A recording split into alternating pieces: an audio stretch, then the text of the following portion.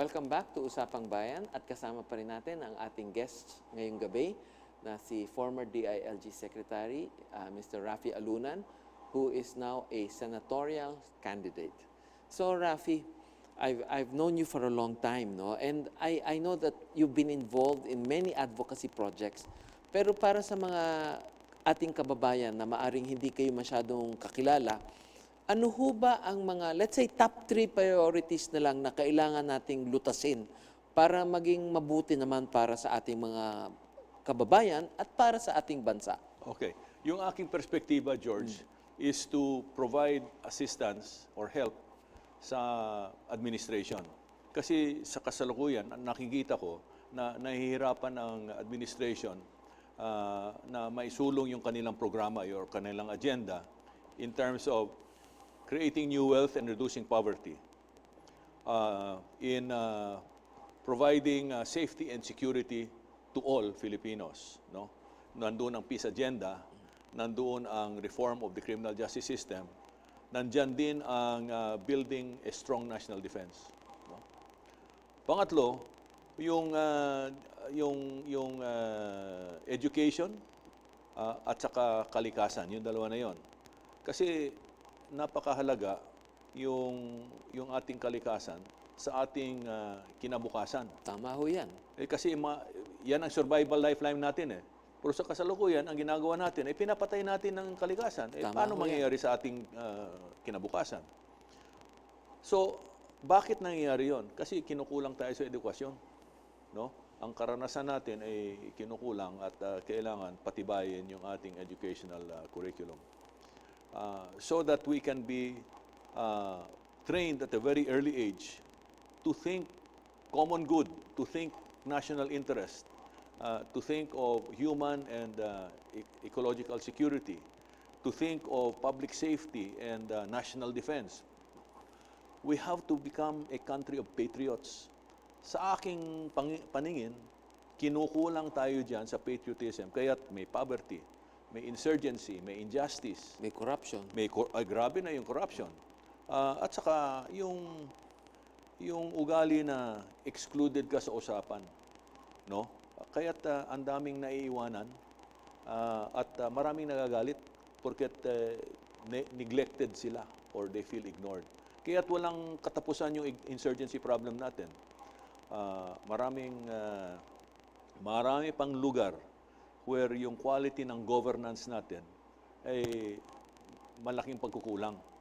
So, kung ako ay babalik sa government, sa pamamagitan ng legislature or sa Senado, I will focus on those areas, no? Education, reducing poverty, creating new wealth, providing equal opportunity for all Filipinos on housing, education, health. Kasi ang daming pagkukulang dyan. At the present administration knows that. They're trying to do something about it, but they're having a hard time because they don't have enough allies, right, no, in both the executive branch and the legislative branch. And very close to my heart is public safety and national defense. Yes. And I would like to make sure that building our defense forces will require proper funding, no? And then the professionalization and modernization required to address external and internal threats.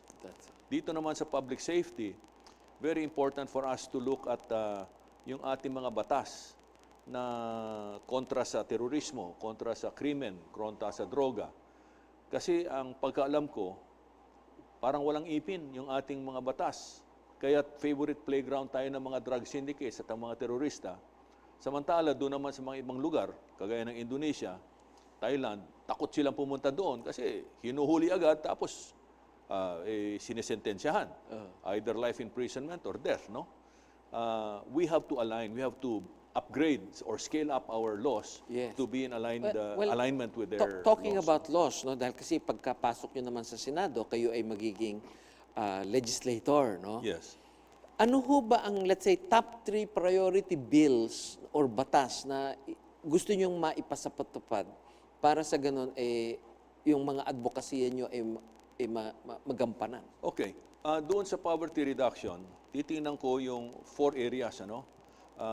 Turismo, because I believe that tourism should be the tip of the spear, ika nga, no? Should be the vanguard, Hindi, no? paano ho yung batas? What law will you, Titingnan ko muna I kung ano yung pagkukulang sa batas, I see. no? Kasi marami kasing batas na nandyan na, hindi naman i-implement. Or hindi na, So yung mga hindi na-implement, legislative oversight ang approach. Kung may pagkukulang sa batas, kung may butas, doon ako papasok. Either we amend the existing laws or we create new laws para patibayin yung existing ang tourism development capability natin, no? Ganun na rin sa agrikultura, sa manufacturing, sa infrastruktura na kailangan nitong mga sektor, at yung services sector, no, yung financial services, etc. That's number 1. Number 2, investing in credible deterrence, strong national defense. Sa akin, ang importante is at least 2 to 3% of GNP will be set aside as the budget for credible deterrence. Kasi sa kasalukuyan, we're spending only 1%. kulang talaga. And tayo ang pinakakulelat at pinakamahina sa ASEAN in terms of defending ourselves. The rest are averaging at 3% GDP, no? So we need to catch up, and we need to be able to protect our long coastline. That's we are an archipelago. At kulang tayo sa vapor, kulang tayo sa aeroplano at radar systems. Ganun. Ito yung sinasabi nyo, credible deterrence. And number 3, George, yung reforma ng criminal justice system. Kasi sa kasalukuyan, anybody can be charged in court, but they can buy their freedom because there's a lot of corruption sa level ng police, prosecutor, judge, at saka jail. No? Kailangan may house cleaning yan. So, titingnan natin ng mabuti yung mga batas that point to that, at kung merong malaking gaps, we will fill in the gaps. Kung wala namang gap, dahil sa walang batas, we will create new laws. Yung sinasabi nyo hong credible deterrence, no? Na siyempre kakailangan natin palakasin ang ating armed forces. Ang sandatahan. Yan ho ba ay in line also with the territorial disputes we're currently having? Yes, that covers everything kasi when we talk of the threat environment, we're talking of external threats and internal threats, no? And the threats vary from time to time. They're not permanent threats, no? Because your enemies of today can become your friends of tomorrow, and your friends of today can be your enemies tomorrow. But the constant there is, regardless of who is the threat, you have to have a strong defense. At saka you have to be ready. You have to be ready at all times. It's a matter of preparedness, ano? Because national defense is it's a constitutional mandate. It's a responsibility. And if we look at what we have, ang laking pagkukulang across the board. Our land forces need scaling up. Our Navy and our Air Force need scaling up. No, we don't even have a submarine force. While all the nations around us have submarines, and that's a very stealthy weapon. It's a good deterrent. It's a good deterrent for both offense and defense. No, so sa palagay niyo ho ba, alin ang pinakamalaking pagkukulang na kailangan natin punuin sa ating armed forces? Air Force, mga eroplanong pangdigma, sa akin warships? importante yung air at saka sea, no? Kasi yung external threats natin will have to pass through our exclusive economic zone, and they will come from they will enter our airspace. So dapat we're able to prevent them from entering. Freely, no? Freely, yes. Tapos yung land forces natin in support of our air and naval. Coastal na lang yan kung sakali. Tapos, Coastal for the external threat, Yes. but a strong defense force against internal threats like Yes. insurgency, secession, Yung terrorism. sa mga sinasabi nyo sa naval forces natin, what kind of equipment do you think we should get? You're referring to the force mix? Yes. Well, I've been studying the first, second, and third horizons of the Navy and the Air Force. I think they got it right. What they don't have is the funding support that's needed to get all of the necessary things that they need to properly protect the country.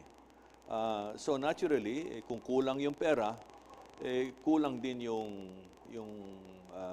mabibili, no?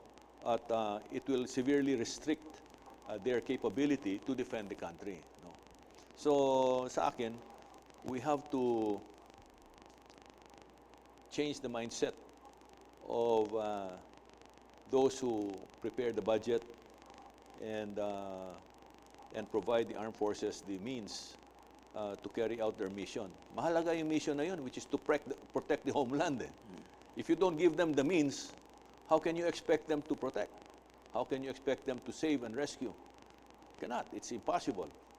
And being a sovereign and independent nation, nakakahiya if we go back to our old ways where we're depending on somebody to save and protect us. Yes. Well, talking about the armed forces, no, siguro ipapaalam ko lang sa ating mga kababayan na ang ating guests ngayon ay isang reserve officer sa Armed Forces of the Philippines. He's a full colonel.